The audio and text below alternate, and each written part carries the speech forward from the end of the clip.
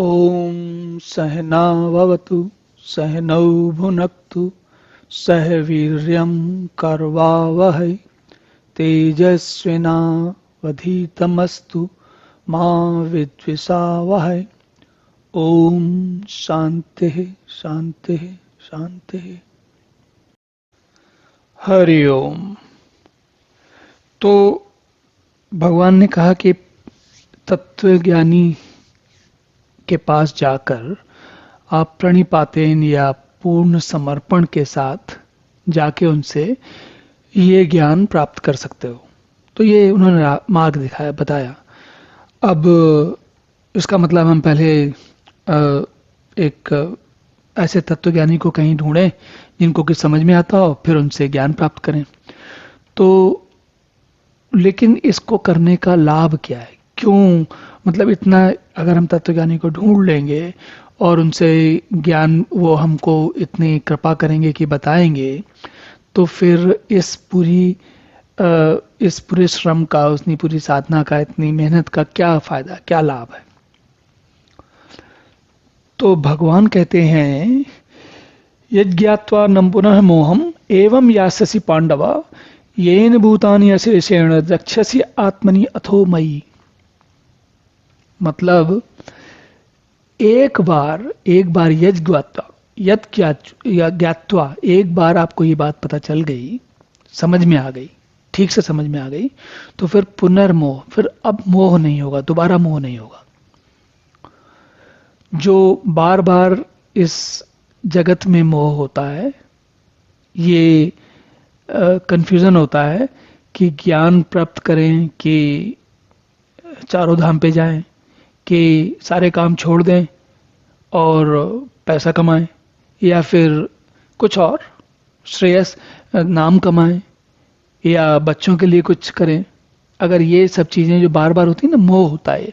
मोह क्यों है? ये इनमें से सारे कोई ऐसे काम नहीं है जो नहीं करने चाहिए, सारे काम करने चाहिए। हमें अपने जीवन में जितने जो आवश्यक काम है वो सारे करने चाहिए, लेकिन उनमें मोह नहीं होना चाहिए। तो ये मोह कब नहीं होगा?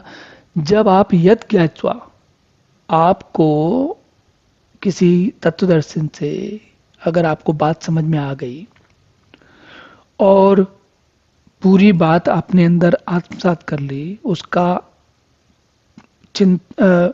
श्रवण, मनन और निधिध्यासन तीनों कर लिया। देखिए, तत्वज्ञानी से पहले श्रवण कर लिया, फिर उसके बाद श्रवण करने के बाद आपने उस पर लगातार मनन किया, विचार किया।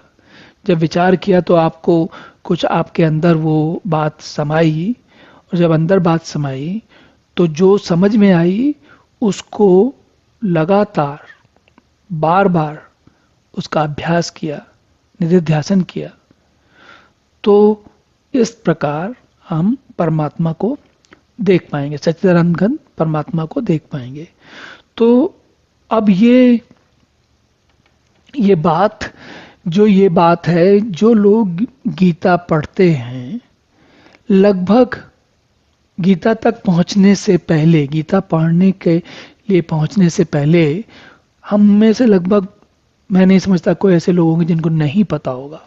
सबको ये बात पता होती है कि भाई मोह को छोड़ देना है और ज्ञान को प्राप्त करना है और भगवान में स्थिर रहना है, परमात्मा सच्चिदानंद घन परमात्मा में एकात्म भाव से स्थिर रहना है। ये सबको पता होता है।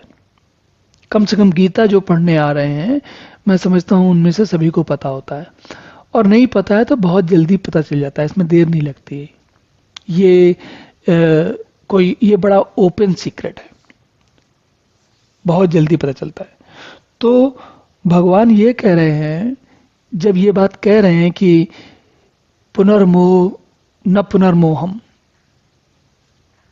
तो हमें जरा समझना पड़ेगा कि ये जो न पुनर्मोहम है, इसको हम कैसे इस तक पहुंचेंगे। बात ये जो कही जा रही है, ये शायद हम सबको बौद्धिक रूप से बहुत जल्दी समझ में आ जाएगी, लेकिन असली बात, जो काम की बात है, वो इसे ध्यान में रखते हुए, जो ये लगातार हम अपनी आत्मा में, आत्मनि अपनी आत्मा, अपने मन बुद्धि का, उसको जैसे होता है ना, वो पानी को जब साफ करते हैं तो डिस्टिल करते हैं, तो डिस्टिल करने की तरह अपने मनोभावों को डिस्टिल करते करते जब हम ग- अ, गहवर जो जलाशय होता है ना, इसमें नीचे गहरा जलाशय होता है, तो उसमें नीचे तक पहुंचने के लिए ऊपर के पानी को उसको उसको उसको पहले उसको समझना पड़ता है, फिर उसके बाद अंदर तक पहुंचते हैं, है ना। तो वैसे ही ये जो, जब उस स्थिति में पहुंचते हैं तब ज्ञान के द्वारा संपूर्ण भूतों को हम भूल जाते हैं, और हम असली पर सच्चिदानंद घन परमात्मा हमें सर्वत्र दिखते हैं। लेकिन उसके पहले बहुत सारे काम करने पड़ते हैं।